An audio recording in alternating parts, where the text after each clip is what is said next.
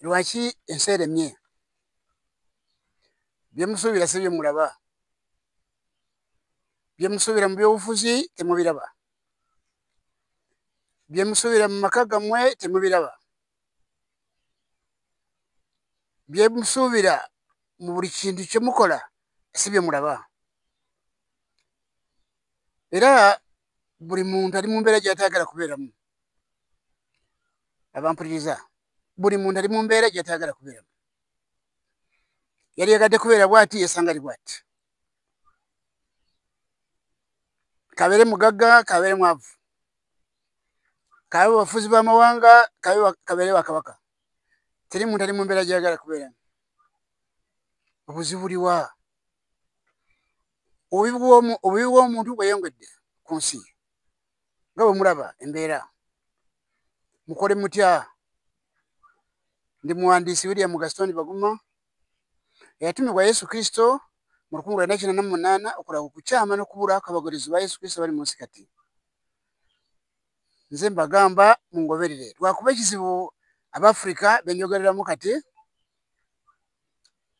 balina ekizibu banoonya ssente tebanoonya kumanya kyabulabe nnyo era omuntu yenna obwongo amagezi go kugamalira kunoonya ssente notonoonya kumanya nekyo wadde njogereramu mu ebigambo ebinene ebigambo by'omuwendo gye muli naye abajja kubitwala nga kikulu batono naye ng'ensi yeyongera okufaafagana teri mirembe mu mitima gy'abantu teri mirembe mu maka teri mirembe mu mawanga kyokka mugenda mu maaso n'okuvuga n'okugamba nti ndowooza tujja kusuubi ebintu byonna mubikolera mu kuteebereza temulina bukakafu mu byemugoberera byonna temulina bukakafu mu byemukkiririzaamu nolwekyo kaakati mbategeeza nti omusajja gwe bayita Yona yali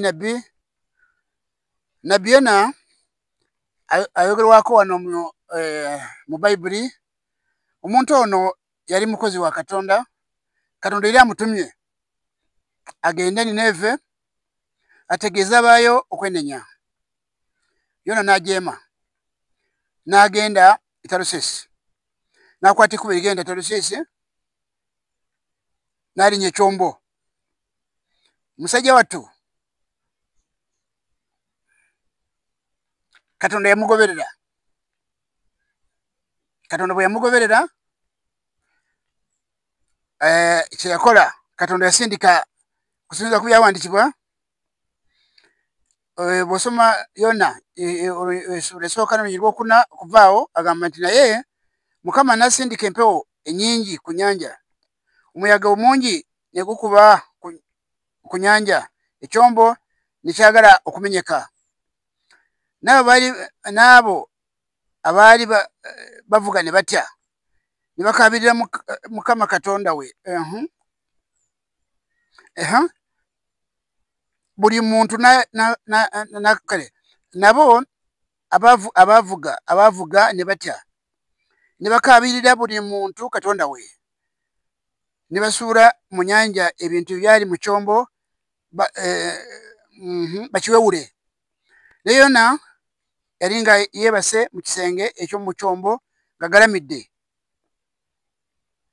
yeebase otulo bw'ovaawo n'otambula ojja kukisanga nti buli muntu bwe yayita Katonda we ebintu ne bigaana buli omu bwe yayita Katonda we ebintu byabwe balina by'obugaga ne bifa ne babiyiwa mu nnyanja byonna njagala mutuna ekizibu kino ensi nga bwefaanana kati ensi nayo efuuse ng'ekyombo Yona mwe yali bategeeza basibe n'abanyabu enjiri yennyini ya Yesu Kristo ku nsi teriiko enjiri yennyini ya Yesu Kristo ku nsi teriiko kyekizibu amadiini amakanisa gali mu nsi kati g'abantu abeenonyeza ssente kyokka enjiri ya Yesu Kristo yennyini ku nsi teriiko tuli mu kiseera ky'abantu bebabulimba ne bakristo obuli be bali mu nsi kyeva mulaba abantu abakkiriza Yesu Kristo balina Bayibuli emu bakkiriza omu Yesu Kristo naye baayawukana baafuuka bulira balabe na balabe ojja kulaba bakatuliki baprotestanti bano basiveniside bano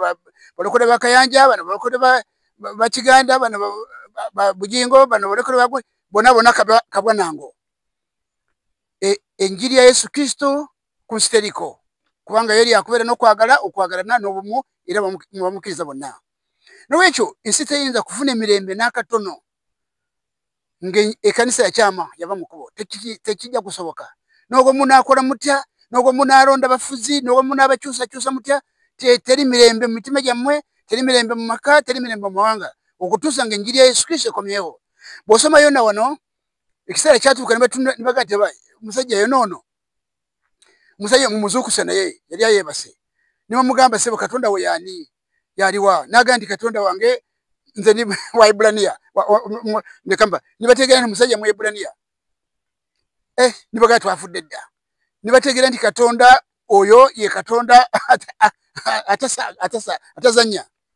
Oyo musajja yaliko ekikyamu yonna. Ekiseera abasajja kuwona baadira yonna ne bamukasuka mu nnyanja.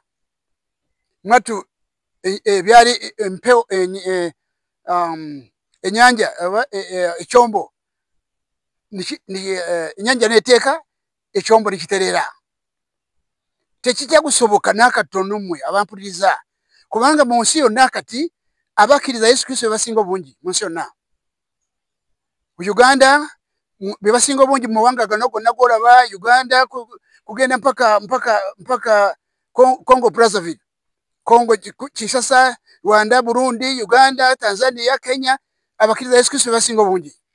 Naye mulaba embeera nga bweri, mulaba ensi bwefaanana, mulaba buli abantu, omuntu gwokolagana naye tomulaba, amaka gonna amafu, buli kintu kifu.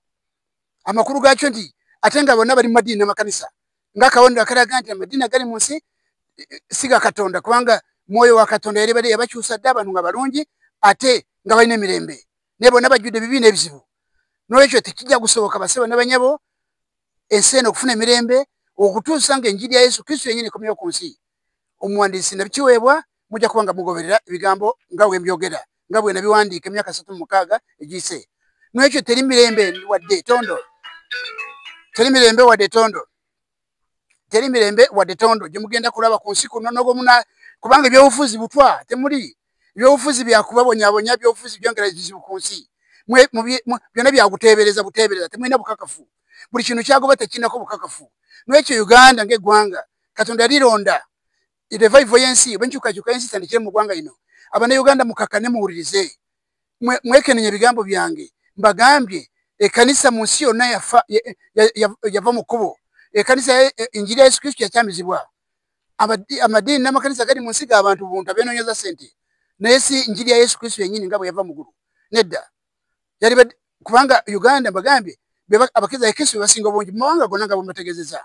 Abantu bali badde batya, bali bafaanana batya, bali badde balungi mu nkolagana yaabwe nga baagalana, era nga mu butuufu buli muntu talina gw'otya, nga bonna baluganda, bonna ba mukwano, era nga balungi. Nolwekyo mbegayiridde, mbasaba mulowooze nti obuwandiisi buno okugira nga mubugoberedde, ate Abafrika nga mbategeeza wadde ku YouTube wadde ku social media, ebigambo byammwe mbiwulira, naye mbategeeza basebo mukakane muyige, kubanga bye mwogera tebijja kutaasa ensi eno. Amaka amafu, buli kintu kifu. Abakyala beekokola abasajja, abasajja beekokola abakazi. Kati kyo munaakivamu mutya? Kyokka muli bagoliza amadiini n'amakanisa. Wateekwa okubeerawo ekyokukola, ye Katonda akirina. Mugoberere obuwandiisi buno mufune emirembe. Mugole obuwandiisi buno mufune emirembe.